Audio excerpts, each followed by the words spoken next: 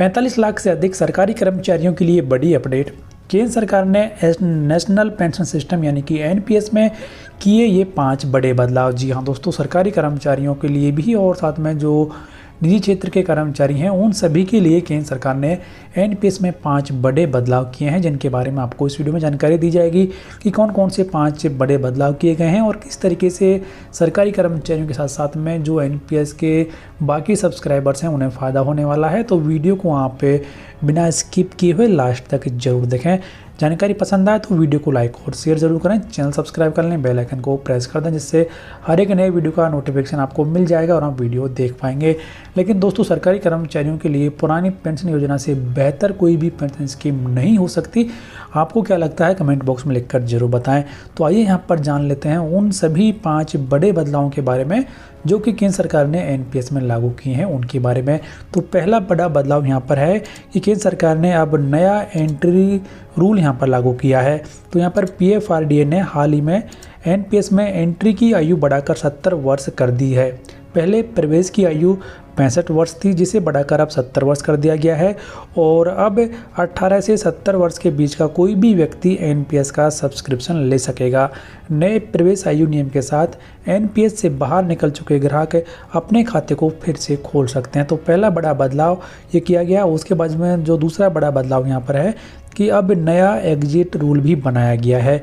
अब 65 साल के बाद एनपीएस में शामिल होने वाले नए ग्राहकों के लिए 3 साल की लॉक इन अवधि रहेगी और एनपीएस के बाहर निकलने के लिए अधिकतम आयु 75 साल रहेगी।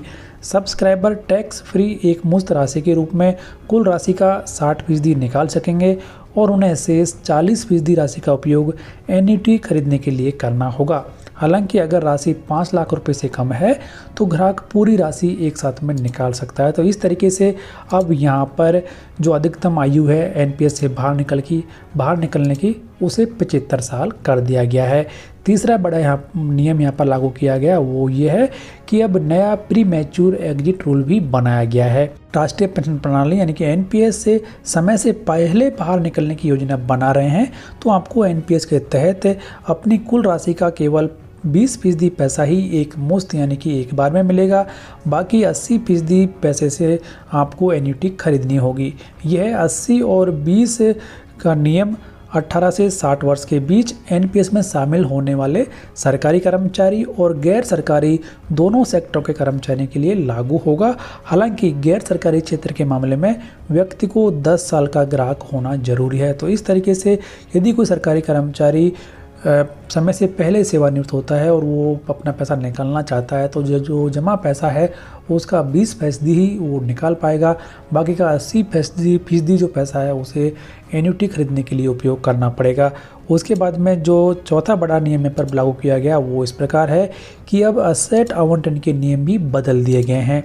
65 साल के बाद एनपीएस में शामिल होने वाले सब्सक्राइबर ऑटो और एक्टिव चॉइस के तहत क्रमशः 15% और 50% की अधिकतम इक्विटी एक्सपोजर के साथ पेंशन फंड और असेट एलोकेशन के विकल्प का इस्तेमाल कर पाएंगे और पेंशन फंड को साल में एक बार बदला जा सकता है, जबकि असेट एलोकेशन को साल में 2 बार बदला जा सकता है। तो ये नया नियम लागू किया गया है। और उसके बाद में 5वां और अंतिम नियम यहाँ पर जो है वो ये है कि अब ऑनलाइन एग्जिट प्रोसेस में सरकारी क्षेत्र के ग्राहकों को भी किया गया शामिल। तो पीएफआरडीए ने सरकारी क्षेत्र के सब्सक्राइबर को ऑनलाइन एग्जिट प्रोसेस और पेपरलेस प्रोसेस में शामिल किया है।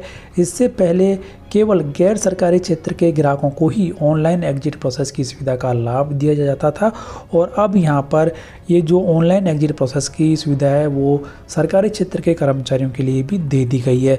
तो इस तरीके से ये 5 बड़े बदलाव एनपीएस में किए गए हैं। सरकारी कर्मचारी हों चाहे निजी क्षेत्र के कर्मचारी हों, सभी के हितों को ध्यान में रखते हुए और एनपीएस को आसान और सरल बनाने के लिए। तो केंद्र सरकार के इस कदम के बारे में आपकी राय कमेंट बॉक्स में लिखकर जरूर बताएं।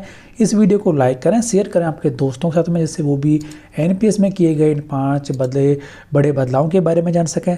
चैनल सब्सक्राइब कर दें, बेल आइकन प्रेस कर लें हर एक लेटेस्ट और ऑथेंटिक अपडेट सबसे पहले देखने के लिए।